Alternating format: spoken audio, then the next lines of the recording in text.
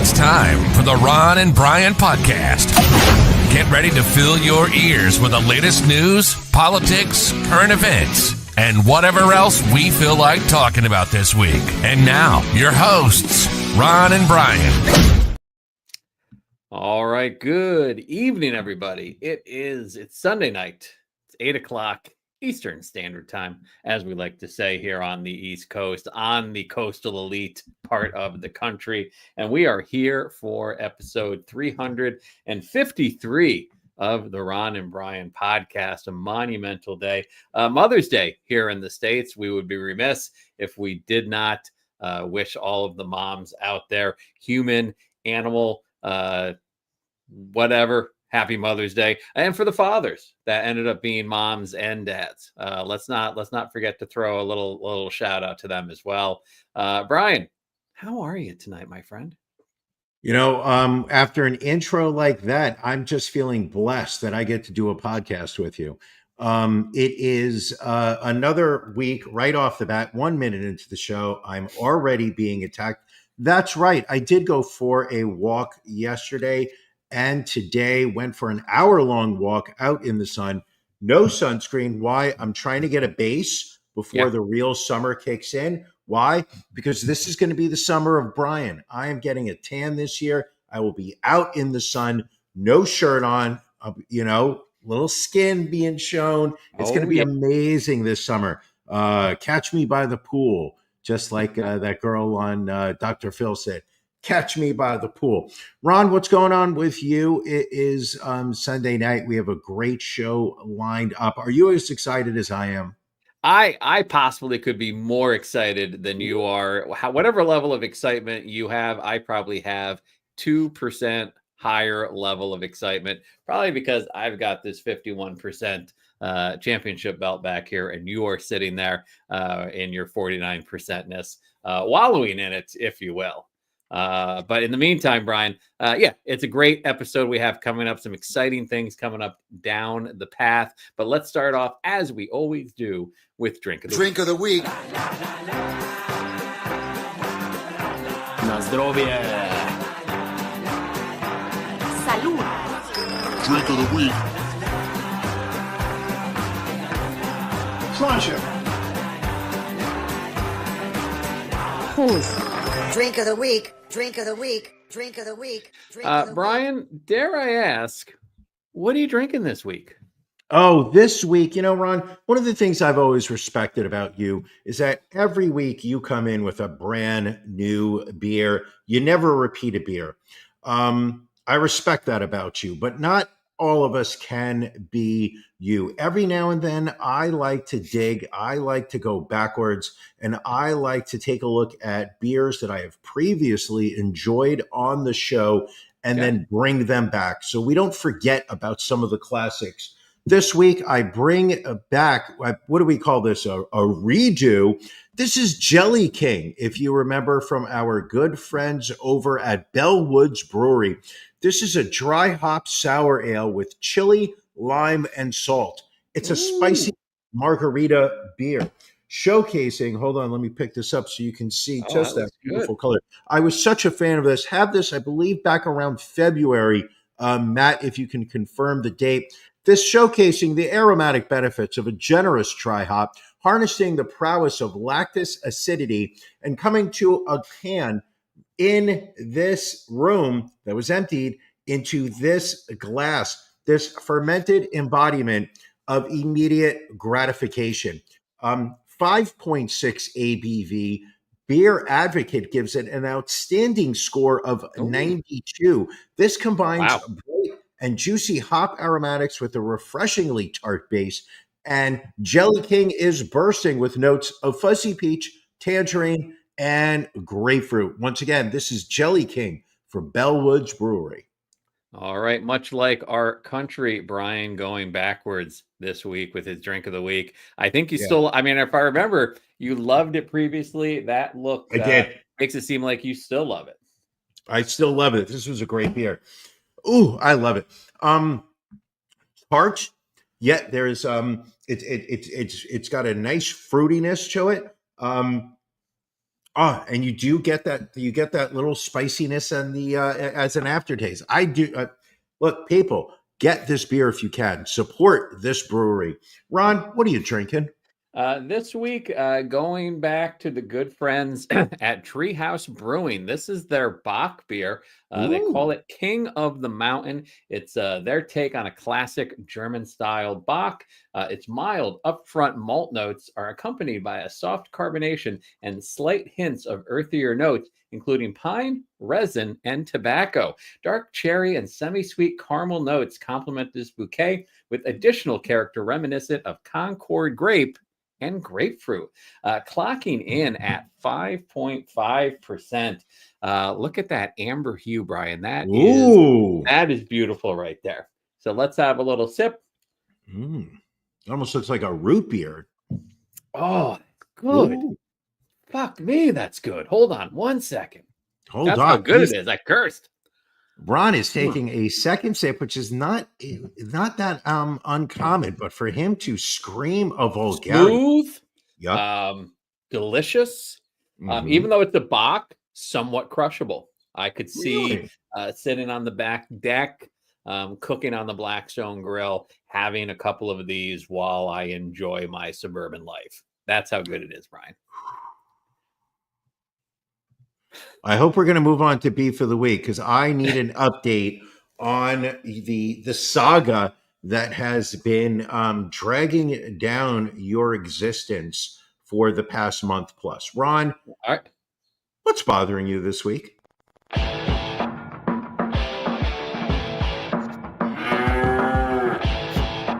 Ron and Brian's Beef of the Week.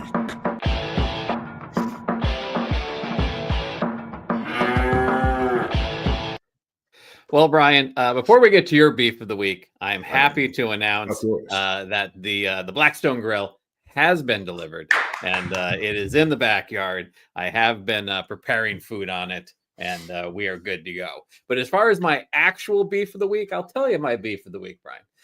My beef of the week is, again, might seem petty, might seem small, but if you have a friend, a good friend, maybe even let's say a best friend, and you send this individual multiple TikTok videos, you forward a number of them because you see them, they make you laugh, they make you cry, they touch your heart, and you say, I want to share this with someone special in my life. And you forward video after video after video, and you realize that said friend, and I'll put that in air quotes, not only not really keeping up on the videos you send, but will then in turn send the same videos back to you like they've discovered them for the first time. There are a lot of ways that you can hurt a person in this cold, cruel world. I would say that's up there near the top. That's my beef of the week this week. Okay. Brian, what's bothering you? People who complain that their video forwards have not been watched in a timely nature, who also have proudly declared that they may watch 1 out of 4 or 5 videos that you forward to them. The audacity of this double standard. Seriously, my beef of the week. First off, Ron, it's been a rough weekend. I've been really busy, getting the apartment ready for my upcoming. No, I'm just kidding. I was bad. Yeah, listen, half the people in the group chat can tell you right now that I'm terrible reading my Instagram forwards. Just awful at it. I'll send Instagram forwards. Terrible reading them. Much better on TikTok, but that doesn't mean I'm always perfect. That's not saying much. What is my complaint this week? Ingrown toenails and the amount that they bleed, and how long it takes them to stop bleeding, or as I like to call it, leaking, because that's my phrase. They leak. They're leaking. And then also as a corollary to that is good friends who blame you for having an ingrown toenail. And it's, first off, so it's a two-parter. First part is Joe coming out hot this week, saying that your beef of the week should be your own damn self. There you go. That's the kind of grievance that I'm bringing to the table as my part B of my beef of the week. Part A. Had an ingrown toenail. We've talked about it. It was flaring up. I don't want to say that it swolled up. Oh, it swolled. It hurt to the touch. It got sensitive. You could see the skin was being stretched. Anywho, finally, ZocDoc allowed me. I think, did Janelle just call me a jerk off? I think she just called me 100% jerk off. Or is I was that wondering Joe? if that was meant to be a name or an abbreviation. Still not. I think could go Janelle's either calling way. me a jerk. I think she's calling him a jerk off. Here, hold on. Saletti coming in. His beef of the week is the pictures he gets of my toe. That is correct. I sent him pictures of my toes. Okay, so I had it done finally. Short procedure, in and out. I would say about 7 minutes from start to finish. Holy fuck! Taking off the wrapping 24 hours later. The amount of blood that and other mysterious liquids. I'm assuming it's pus, but it was like a clearish kind of nature that was all Could still wrapped be up. pus. There's clear pus. So fortunately, not the pus that I have. The pus I have is viscous. It's like a grayish greenish color. Anyway, but I've been wrapping up my toe every day all week. I take a shower. The lady nursed me when I was at my lowest with some sprays, with some bacitracin. But then eventually, as the week went further, I was able to take on that responsibility. But even today, wrapped it up before I took my walk. When I came home and unwrapped it, yep, there was still some reddish, brownish goo on the gauze. So I'm still leaking. So first off, I accept your sympathy and pity. Obviously, people, this is a trying time for me. I've been victimized. I've been victimized by my toe, and I'm paying for it. But what I truly don't appreciate, and where I feel the part B really kicks in, is when people jump in and they blame me. Like this is somehow something that I did to myself, or I brought upon her, or something, or comments I've made, or actions I've taken have brought this. This is. I asked the doctor. This is just freak luck. This is. I had no say over this. This was not something that I earned. The comments are a rough place for you right now. Not gonna lie. What do you mean? Well, let's see. Evie said you're just trying to out Jew Mel Brooks. Jen said you're such a bitch. You're being accused of always letting things go until they get so severe. I mean, there's some truth in that. That's a fact. That's 100%. That's a fact. I let this get so bad, but it really blew up literally when I was on vacation. There was nothing I could do, and then I got screwed by ZocDoc over and over again. But we're all in good shape, and not only that. Here, this is an example of the victim blaming that's been going on in my text messages. Because earlier this week, a good friend reached out to me and said, "Hey, are you going to the doctor this week for your follow-up appointment?" I was like, no. My follow-up appointment is in 2 weeks when I go back. And all they wrote back was, "Geez." Now to me, I've got anxiety. So my first thought was, oh my God, did I have a bad doctor? Like, are they like too lackadaisical about this? And, they don't want to see me in 2 weeks, but I should have been seen 4 to 8 hours. Is this thing like not healing properly? This is where my brain goes. And then I wrote back, I was just like, oh, is that a bad thing? At which point, my friend writes back and goes, no, it's Jesus. You let it get so bad that they don't even want to look at it until it's had 2 weeks to heal before like they even want to take a look at it. I mean, just the victim blaming that's been going on. Well, it's terrible, here's the thing. Truly terrible. If I may, I think Please. people would victim blame you less if you perhaps took a little accountability. It's like, oh, I was on vacation. There was nothing I could do. Well, you could have taken care of it prior to vacation. Oh, ZocDoc couldn't get me an appointment. It's always somebody else. Yes. And it's shaming, not blaming. Love it. Exactly. We can shame you. This is terrible.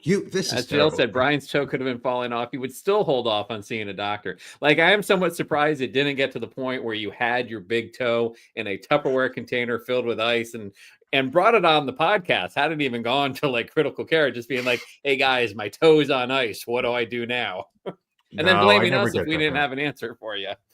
I never let it get that bad. I never let it get that bad. However, I will say right off the bat, I have an idea as to what's going to be our next Can You Beat Ron for our subject for our pajama party. Be prepared, folks, to see photos of my ingrown toenail throughout, similar to when I had a colonoscopy. Right. And I showed photos of the inside of my colon. Chris, you missed that episode. Sign up for the Patreon. You would have seen photos of the inside of my colon. You know what it feels like. Now you could have seen what it looked like. Ron, can we move on, please? Of course we can move on. Should we move on to the big announcement that we have about the show? Listen, I have just like everyone else, I love to hear what you've been cooking up. You've talked about your sous vide machine, you've talked about your Blackstone grill. You are a chef, you cook. It's what you do. You said to me earlier this week that you have a big announcement to make this week on the show. Social media has been all about it. I'm excited. I don't know if everyone else is, Ron. So what have you got? So it is, I want to announce this is episode 353 of the Ron and Brian podcast, as we have mentioned earlier. And this is, in fact, the last episode of the Ron and Brian podcast. That is correct. From this day forward, the Ron and Brian podcast will be no more. And why is that? Because we're rebranding, folks. This is now the Cult of Ron and Brian. That's right. What? We have said that we wanted to start a cult. The cult is now here. And so moving forward, the podcast is the Cult of Ron and Brian. And we expect all of you, including us, to do the work. Because the work is so very important. I want you to go out and I want you to touch someone, not physically. I want you to touch them with your hearts and with your minds. And join us as we move forward. Brian, I know you're excited. I know the people are excited. Janelle's so happy. She's calling us assholes. That's her love language. We get it. Of course. But so we have new merch as well. Let me see if I have the image file. I assume you can go to the web store right now and purchase it. Not exactly, because Matt is he's been sniffing glue all day. He hasn't had anything updated, but we will be sending out stickers, new stickers. That's right. We have our Cult of Ron and Brian stickers, because again, the work is so important. So we'll get those out. We'll send those. Should we send those to our Patreon subscribers? I think every Patreon subscriber at a $5 or higher. You got to be a paid member. There are some free folks who are not paying for it. I think those people should get free stickers. I think but I think it should be in the web store tomorrow. We'll work on that. Allie asking who did the art. Have to say, the good people at ChatGPT, OpenAI, designed this for us. I mean, they say technology will be the death of us all, but it has meant the rebirth of the Ron and Brian podcast. Or excuse me, the Cult of Ron and Brian. Do the work, people. Because the work is so important. Now, we will still keep all of the bits that you love and hold dear. Like this next, our stories of the week, the stories that we like to make sure that we grab and we share with everybody. Brian, what is your story of the week this week? Ron, I like to think globally. I know you like to spend your time in some of America's finest fourth-rate towns. I like to go global. So I'm always looking at places to go, places to see. And an article earlier this week in the New York Post caught my eye, and it was the happiest cities in the world. And I thought to myself, of all the places in the world, I know I live in one of them, New York City. technically New York City adjacent. I'm not going to lie. I no longer live in New York City because I can't, because the Democratic woke prosecutors ruined the town. But I knew, being so close to New York City, I knew that I was in a hub of excitement. However, I have to admit that recently, I've been doing a lot of international traveling. So I wanted Of to course. say, like, where can I go to visit these?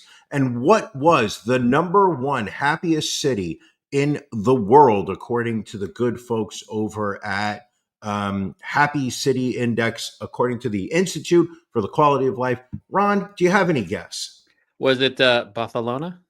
No, it was not Barcelona, was not Hong Kong, was not Shenzhen, China. It was Copenhagen. That's right. Oh, Copenhagen to you brutalists.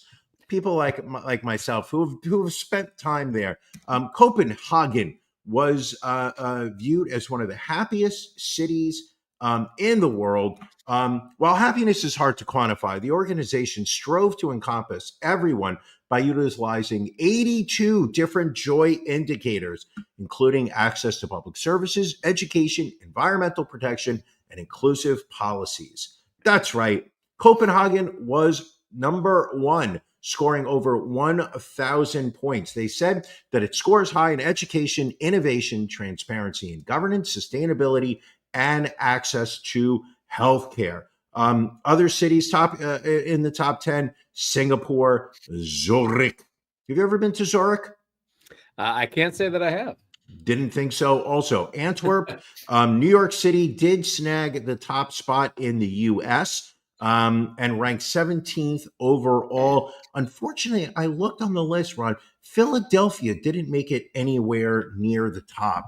I'm a little confused because I know places like Kensington really push it up. But apparently, no, Ron, Philly did not make the top list. I guess Sorry. that's because maybe we don't need the placation of others to enjoy the city we live in. We don't run from our problems across a river like Yeah, some individuals. that's because you're so hopped up on fentanyl that you just kind of like lean over. Like you can't run. You can't run when you're on fentanyl. You just kind of like slope. We're hopped up on hoagies and fentanyl. Hoagies and water ice.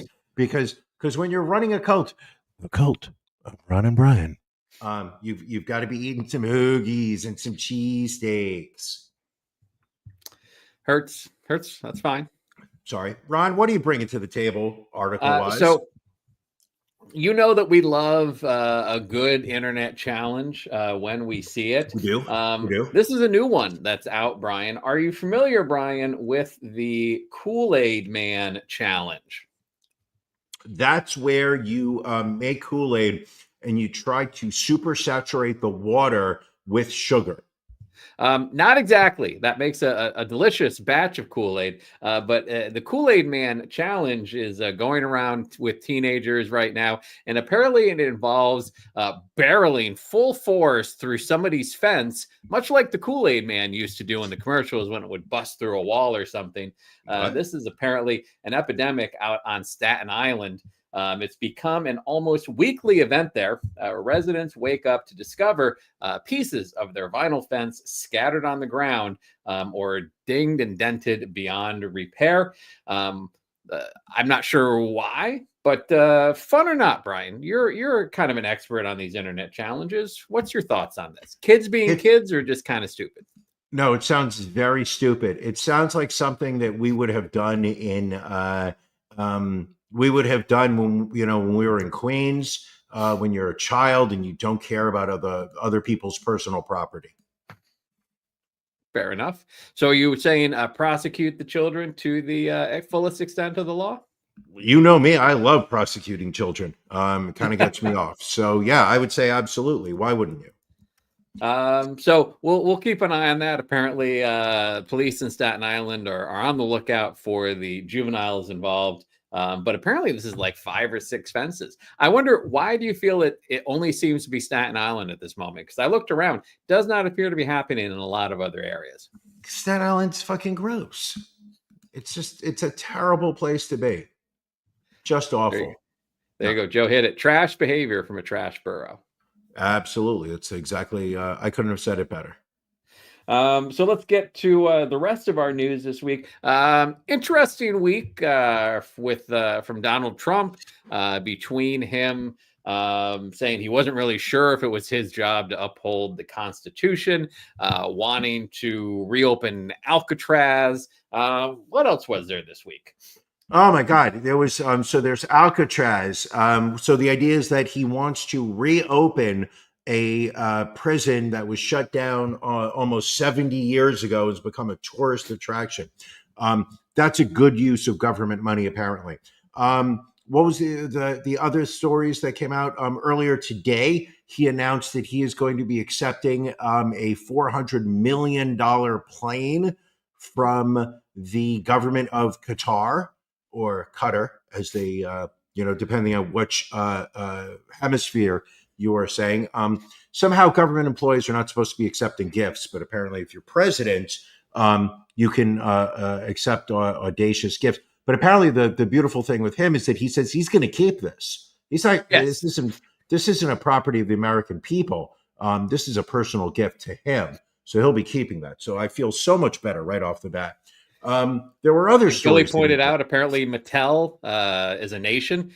He said, Mattel should relocate. What else did he say this week? It was just at the tip of my tongue, and now I'm forgetting it. I'm sure it'll come back to me. But there was a lot of craziness going on. Well, first off, I mean, if you're going to say the negatives, let's talk the positives. He brought peace to India and Pakistan. The two nuclear powers in Asia announced that they were not really getting along this week. India attacking Pakistan as retribution for some kind of attack on people in Kashmir.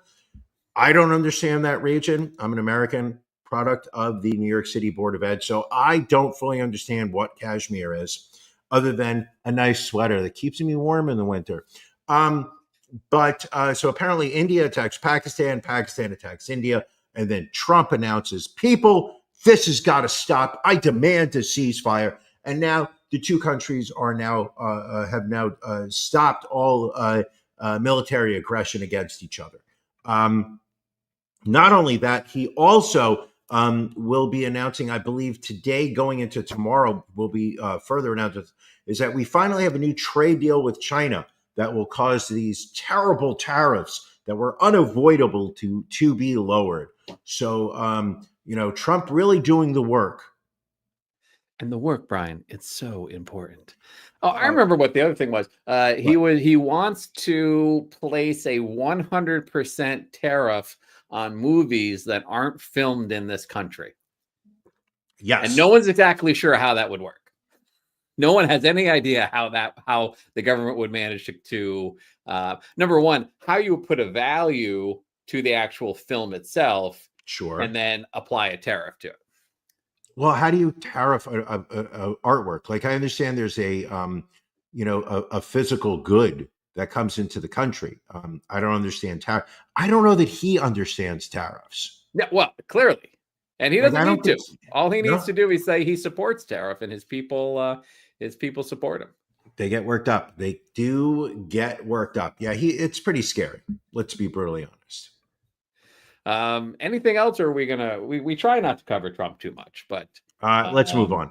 All right, let's move on. Let's move on to a segment that we haven't done in a while, but we decide we will bring it back this week because we're working hard this week, and the work is so important, people. Sure, that's right.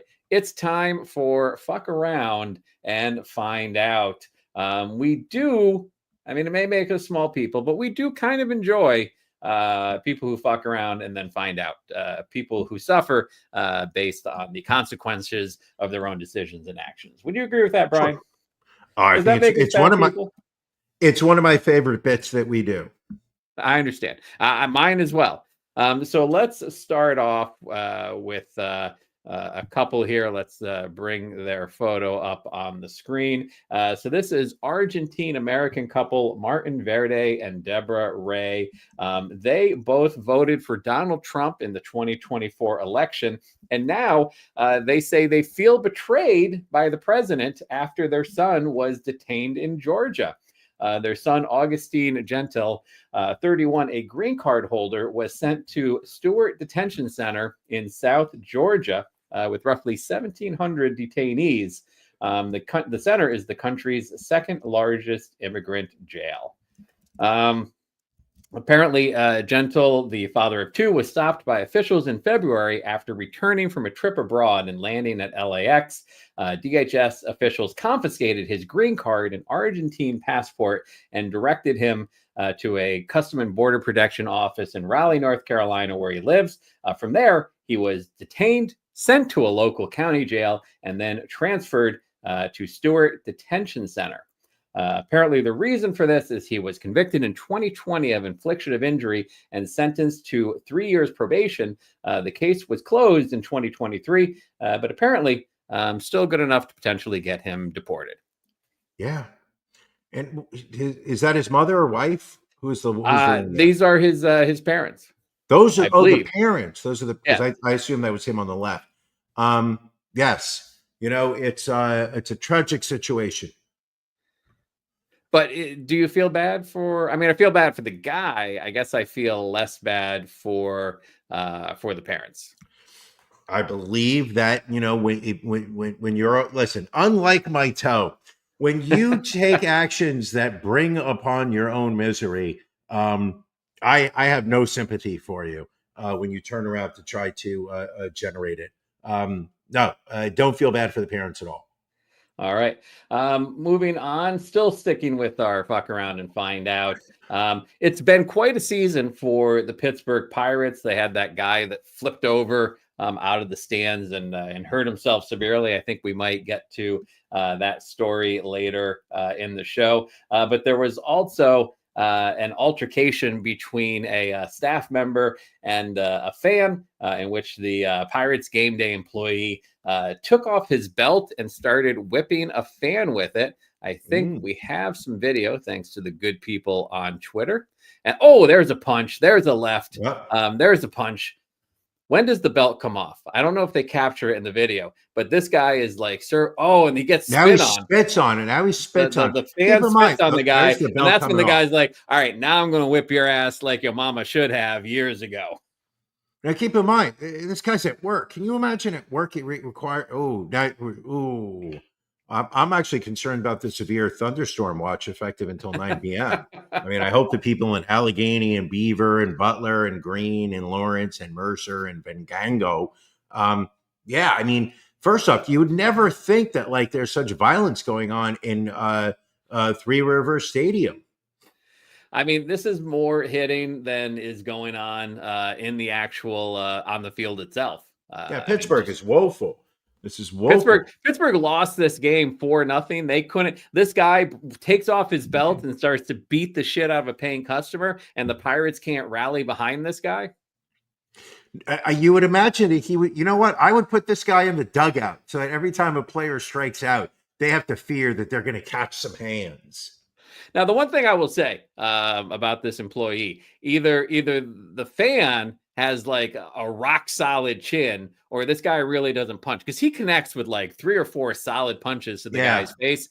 Guy doesn't even go down. There's one. There's two. Guy he just took two right. He's just giving him straight rights and lefts. Again, another right. Like, guy doesn't even go down and has the balls to be like, you know what? I'm going to spit on you now. When did spitting become popular? Because you didn't see that in fights back in the day. Now you see them all the time. It's a good point, Brian. Three Rivers Stadium was demolished 25 years ago. I believe, Grandpa, this is PNC Park. Listen, it'll always be Three Rivers to me. Do you know the 3 rivers that it was referring to? I'm not that good with geography. I don't. So if you want to educate me, please do. I know it was the Monongahela. Okay. The Monongahela. That's all I remember. Down in Pittsburgh. Monongahela. Ohio, I think the Ohio is the third one. Rivers. The Ohio River? I mean, Ohio's right rivers. There on the border. Hold on, I'm looking it up. Here, it's the Jesus. Should have known it. The Allegheny, the Monongahela, and the Ohio. I believe the Allegheny and the Monongahela form to merge to meet. And have you ever been to Pittsburgh? I have, yes. Beautiful town. Beautiful town. Way nicer than Philadelphia, in my opinion. Brian, we have Yes. we've got a new pope that Ooh. was elected on the second day in the afternoon of the Mhm. conclave. Pope Leo the 14th, Robert Prevost, the first American pope, hailing from Chicago, the South Side, Go spent some Bears. time in Philadelphia. Graduated from Villanova University in the 70s with his bachelor's in mathematics. Apparently a White Sox fan and an Eagles fan. Go Birds. How do you know That he's is, time out. How do you know he's an Eagles fan? that is what people are saying. I have seen video of him at White Sox at the stadium they've got there. I believe that's Comerico Stadium. Billy, fact check me on that one. There was a video that was because I know right off the bat the Cubs immediately started claiming that he was a Cubs fan, Right. and his brother stepped forward to actually correct. Like that's when you know you're being publicly embarrassed when you are a professional sporting team and you come out there and you're like, "Oh, the Pope's from our town. He's one of our fans," and the brother steps forward and goes, actually not. He hates you guys. Really doesn't like you. He likes the other team across the street. So he is a White Sox fan. They play at Rate Field. Rate Field. Doesn't even make sense. No, that doesn't sound right. I guess with the team is so bad, you can get a good rate. But so we know he's a White Sox fan. How do you know he's an Eagles fan? That is just what I'm hearing. People are saying that when he went to Villanova, he became a pretty intense Eagles fan. Apparently was never a Bears fan for the most part. And yeah, can you blame him? I mean, growing up in Chicago, the Bears. You know, he had a roast beef sandwich. He has some of that deep dish pizza. All right, I'll ask you a question, Brian, because we've seen some crimes against pizza in various cities around the world. So Chicago, they've got the deep dish pizza. Yes. Altoona, they melt slices of American cheese on top of like a thick crust pizza. Sure. And then you've got that thing where people will take a hot slice of pizza and just dump as much cold mozzarella cheese as they can on top of it. I thought that was an upstate New York thing. I saw it earlier today. That was referenced as Rochester pizza. I see it as Rochester. I've also seen it like out in central Pennsylvania, out towards Pittsburgh. But what do you feel? You're a pizza connoisseur, Brian. You are number one pizza connoisseur for the Ron and Brian podcast. Now the cult of Ron and Brian. Which of those three would you be least likely to indulge in? Oh, the American cheese on top of the tomato sauce. That's Really? disgusting. Okay. Oh, really? You're surprised by that? I'm torn because just it skeeves me out, the thought of biting into a slice of pizza with a mound of cold cheese on it. You don't remember that in Albany? Because I do. I remember. Honestly, I don't.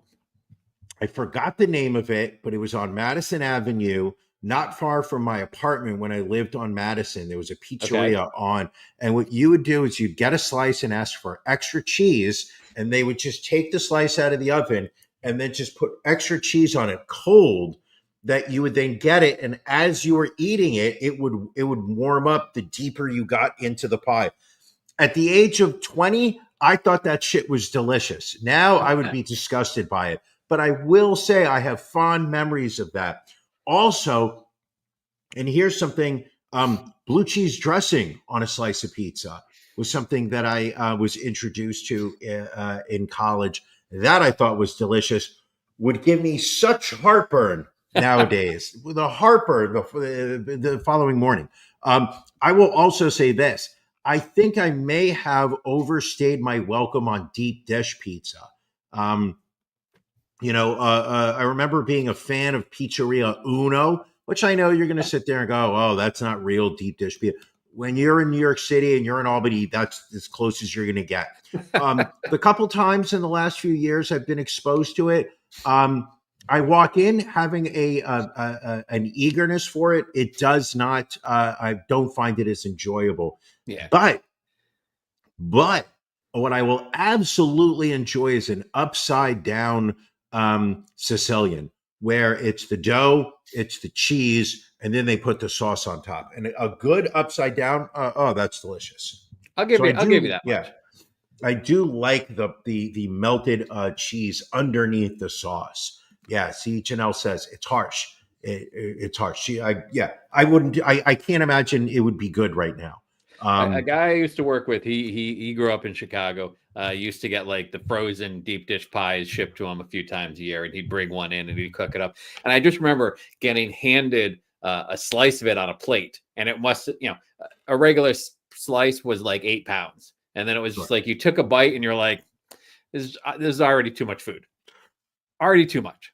But was it good? Like, I can't imagine frozen pizza being good anymore. It was, I think what made it good is they would not cook it and freeze it. They would prepare it to the point of where it needed to be cooked, then flash freeze it. So you thaw it and you're basically baking it from fresh at that point. Oh, and they give you all the ingredients for it. It's already all made. It's already inside, like it's a little baking pan, and you just throw that in the oven. Again, one of the benefits of working in a hotel, we got big ass ovens. So he would go, he'd cook, he'd throw it in the oven. But just, again, a lot of dough. Like of course, a Sicilian, yes. I don't seem to mind the dough on a Sicilian, on a good Sicilian pizza. Deep dish, I don't know. It's not my thing.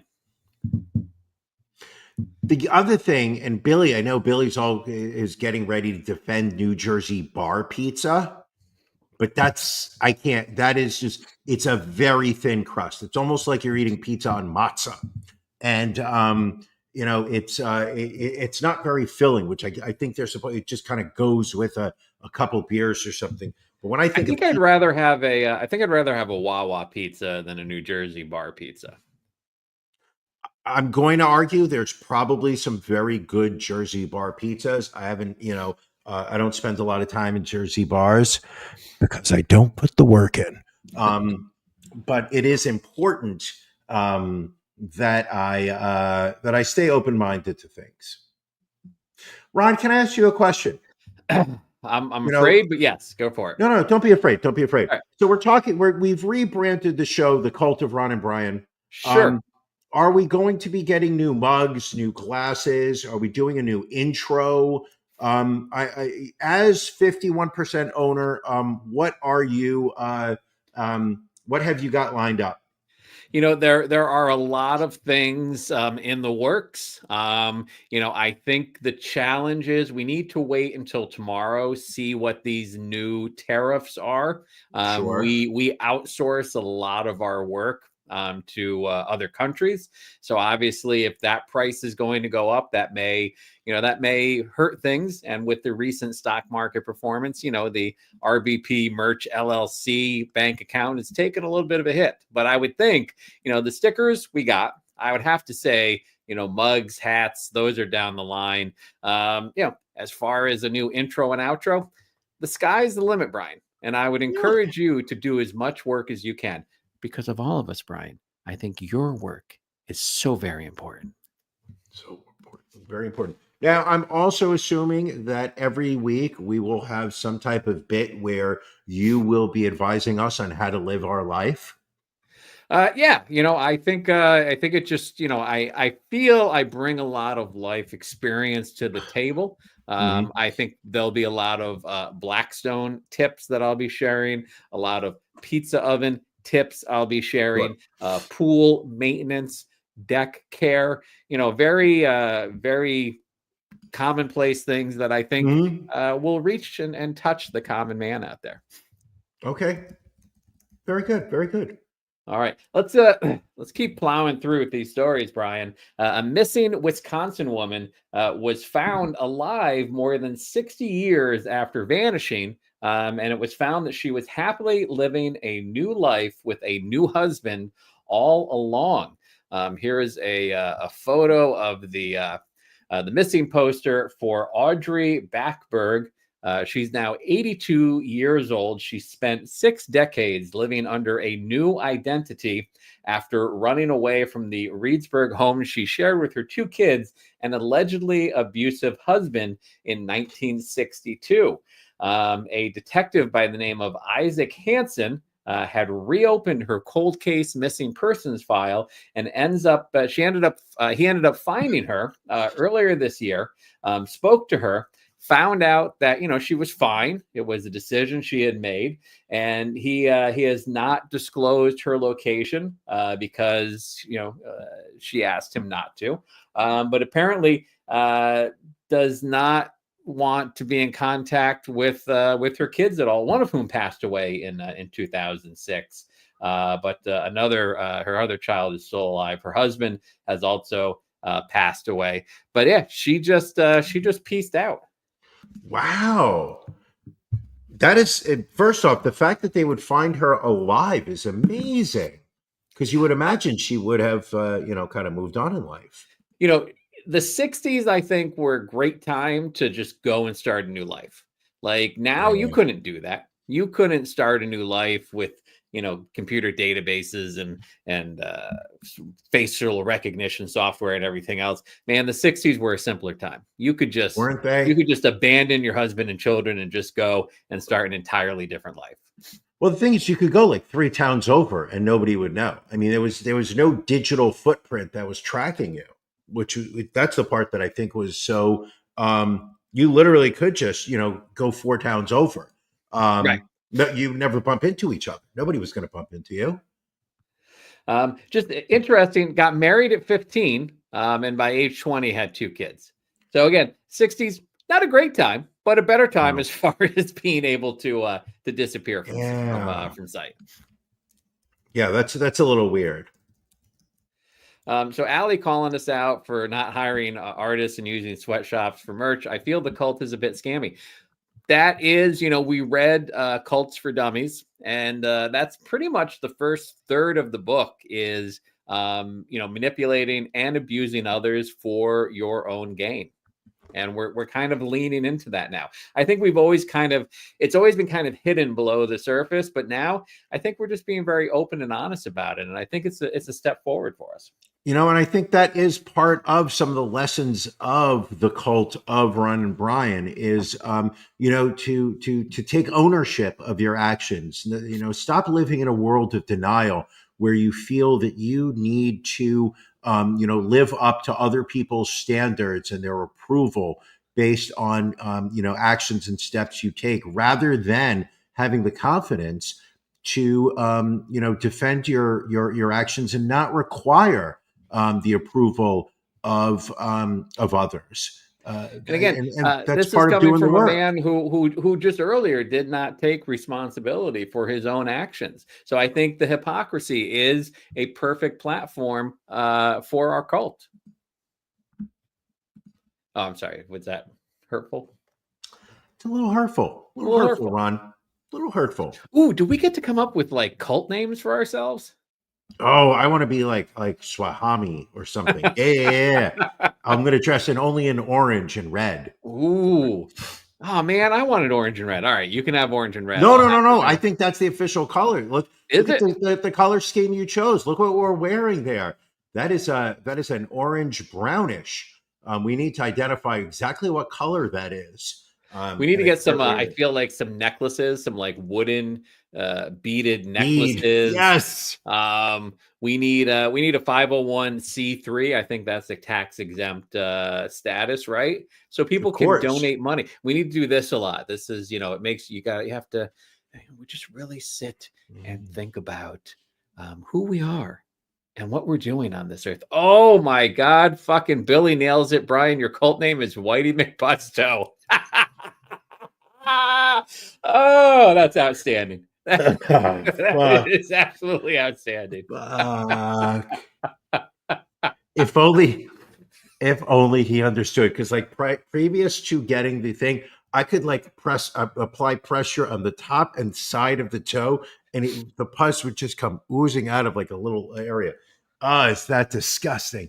Hashtag WMPT. That will be that will be trending. That's true. Pus just said, really, he called you a puss toe. So that sounds somewhat sexual. It's fucking painful. Oh my God, that's great. Well done, Billy. Well done. Now that we're starting this cult, one thing we haven't really talked about: how do you think our ladies will feel about us taking on additional wives? I'm going to say this. I believe your wife will actually be excited at the opportunity to spend less time with you. Um, I Probably don't right. think she will. I don't think she will allow any of your additional wives to enter the marital home. I think you will have to purchase another home down the street. Why? Because you make your own money, Ron. You make your True. own money. But I don't believe. I think if you were to sit there and go, "Oh, hey, I'm going over to wife number two's house. I'll be home around 11." I think she would be thrilled to have you leave the house so that she could spend the rest of the day with the evening with the dog, the cats, and just enjoy time alone and some quiet. I think, as long as she has, her sandwich at lunch, as Sure. long as she's got dinner, as long Yeah. as, the laundry's done, then I Feed think her. everything else is just gravy. Make sure that she is fed. That's it. Do you, here's the other question. Would your wife know how to use the Blackstone right now? Probably. I think, Really? it's just a couple of burners. I think she could probably get it going. I mean, there is, it's a little bit of a learning curve, so you don't burn stuff, but I feel like that she could get going. Could she use the pizza maker, the pizza oven? Again, I think if she Googled how to fire it up, Would she? good question. She's not good at reading instructions. She Me tends to neither. just kind of fly by the seat of her pants. And with, when you're dealing with propane, kind of Yeah. dangerous at times. All right. Okay. Because my other question is, could she use your air fryer that has the video camera on it? Would she know how to use that? Well, Could she she sous vide? wouldn't because she hates cleaning the air fryer. So just out of Oh, spite, she wouldn't use the air fryer. got it. It would just go to waste. Yeah. Smart She woman. would, I mean, she would be door dashing every day because she hates to cook and she hates to do dishes. So I Sure. And think, she makes her own money. She and she makes makes her her own own money. money. So that's really Makes her own what's money, Ron. really what's You can't tell important. her. You can't tell her what to do. Before we run out of time, we did want to get to one of our more popular segments, but the drag queens are the They're problem. the problem. As the right wing says, drag queens are causing all the issues in this country. We have been working on trying to find a situation where a drag queen was the problem. So hopefully, hopefully that'll be this week that we find the drag queen Sure. being the problem. So this first story, is this a drag queen? No, Brian, this is a nurse from Florida. She was allegedly caught by her husband having sex with his 15-year-old son following Ooh. weeks of reported seduction. And she lost her medical license. Alexis Von Yates, age 35, had her single state nursing license revoked last week as she awaits criminal trial for last July's alleged statutory rape of the minor who was visiting his father in Ocala, Florida, for summer vacation. On the night of July 26, 2024, Yates put her two children to bed and then hung out with her 15-year-old stepson on the living room couch. The pair reportedly hit a THC vape, played video games, and watched movies while his lineman father was working late. At around 1 a.m., Yates flipped on a horror movie, Terrifier 2, and then further tempted the minor, declaring that the movie was boring and stating how, quote, horny she was because she had not had sex in 2 weeks and she was on her period. Yates allegedly said, "I wish you were 18 because you're not old enough." But then she kicked off her panties. The pair engaged in oral sex and intercourse without a condom. The unsuspecting father and husband came home from his blue-collar job to discover his wife and son on the couch completely naked. The 15-year-old, this is a horrible line. The 15-year-old ran out of the house, but allegedly heard Yates explain that the child victim looked like his father when he was younger. Ew. Ew. That's nasty. That's something, Brian. That is something. All right, we got another story here. Oh my God. Let's see. Now the story doesn't want to come. The internet just is the internet's the problem. Not just drag queens, but the internet is the problem. Oh, that's terrible. Terrible, terrible. So this next individual, let's see here. The story's not coming up, but I can tell you he is a college security officer at Hill College. His name is Martin Kuykendall, and he was arrested on child porn and child sexual performance charges. His court date is still pending. Let's see. We got another one here. Oh, not a drag queen. This is around here. This is a high school teacher in Chester County, Pennsylvania. This is Michelle Mercogliano. She has been hit with 63 charges for allegedly having sex with a 16-year-old student in her parents' home after giving him marijuana. Apparently, she had sex with the teen student around a dozen times after picking him up after school and taking him to buy medical marijuana.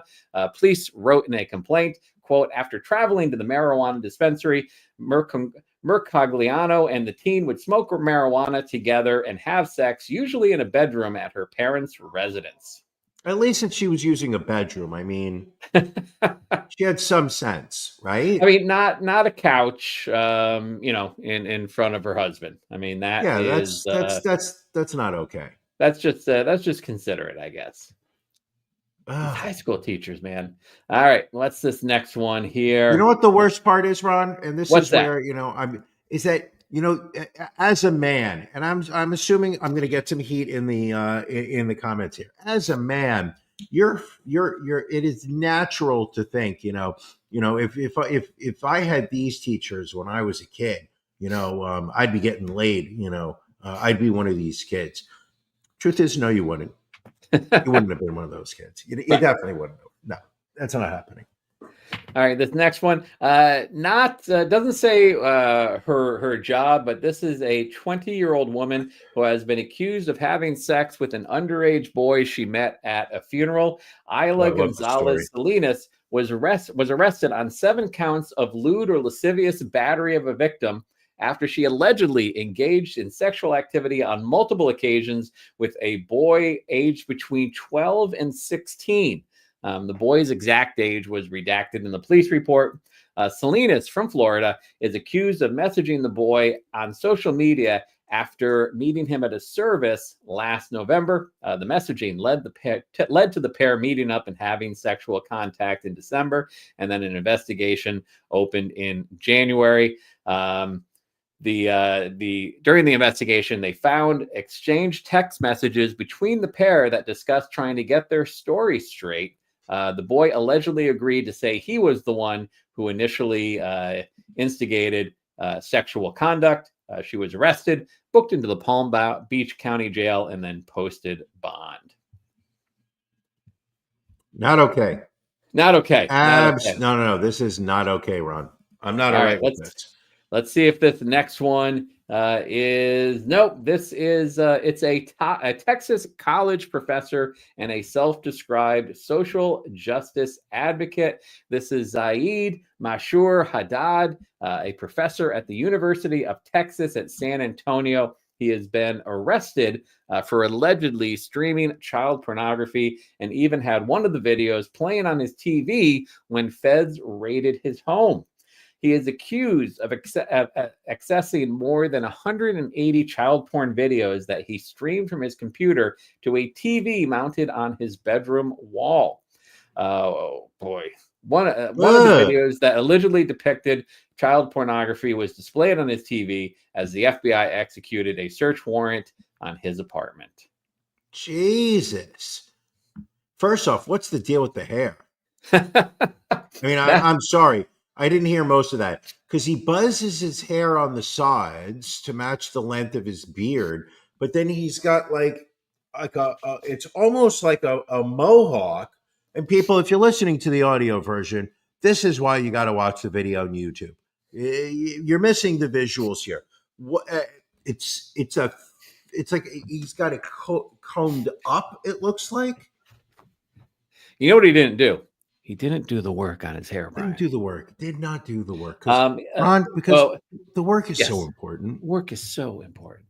In addition to the child video, the child porn he streamed, he was also determined to have accessed virtual Zoom meetings where child porn would be live streamed. He has since been charged with 1 count of possession of child pornography and 1 count of knowingly accessing with intent to view any material that contained an image of child pornography. Just terrible. That is a mouthful there. Let's see. This next one. Is this going to be a drag queen? And no, this is another teacher. I think this may be a follow-up to a story we had before. This is Jacqueline Ma, age 36. She is heading to prison for grooming and sexually abusing a pair of elementary school students. No. She was San Diego County's Teacher of the Year in late 2022, arrested in April 2023, and pled guilty in February to 2 counts of forcible lewd acts on a child and possession of matter depicting a minor engaging in sexual conduct. On Friday, a judge sentenced her to 30 years behind bars. Fucking hell. Fucking hell. I'm glad she should get more time. She should get more time if it were possible. We have one more story, Brian. Let's see. This is not a good one. Not a drag queen, Brian. Yet it's a former WWE wrestler, Michael Droese, formerly known as Duke the Dumpster Droese, during his WWE days from 1994 to 1996. He is facing 1 count of attempted sexual exploitation of a minor. He apparently attempted to purchase child pornography from the dark web using his Coinbase account back on April 21st, which was flagged by the company, and the transaction was terminated. Coinbase notified the FBI, and then the Texas Bureau of Investigations was brought in to help with the local investigation. The grand jury has handed down an indictment. He has been booked and released after posting a $10,000 bond. But Brian, why is he buying? What are you buying? I mean, I guess because kiddie porn costs money. I just assume there's websites on the dark web you go watch the shit for free, just like all other types of pornography. I've got no answers, Brian. I've got no answers. People were still paying for that kind of nonsense. You know what people should be paying for, Brian?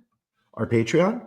Our Patreon. That's right. If you are not a member of the Cult of Ron and Brian Patreon, go to ronandbrianpodcast.com. Click in the upper right-hand corner to become a patron. For $5 a month, entry level, you get the audio version of After Dark, which happens in a little bit, about a half hour from now. But at $10 or higher, we're going to give you live access to our After Dark. It's the sultry, sexy stories that you doesn't want us to have out on the live airways. So we put it behind the paywall. We put it behind the payroll so kids don't get access to it. We're responsible adults here. Listen, we may be cult leaders, but we are responsible adults nonetheless. So I feel we give people more for their money than what they pay. And then you get the swag that goes along with it. I mean, we're going to have look at this. We've already got the stickers for the Cult of Ron and Brian ready to go out. I love it. You could be getting these if you were a Patreon member. So if you're join the Patreon, for our Patreon, hop on over there and get to business. Brian, any other stories you wanted to get to before we wrap this thing up tonight? None. This has been an incredible. Is this the first episode of the Cult of Ron and Brian? I feel this is the direction we're going moving forward, and we hope that you people embrace us. If you see us on the street, literally embrace us. We want to hold you. We want to feel you close. Or allow us to embrace you. And give us money. Your money. Your money. Not our money. We like our money. We're keeping our money. It's how you show love to the Cult of Ron and Brian. There you go. All right, Brian. We are going to get ready for the aforementioned After Dark. Yes. Again, we put the money back into the show. If you want us to be able to afford a new opening, a new closing, this is how we do it. Your money goes towards supporting and benefiting yourself. So basically, paying us is like paying yourself.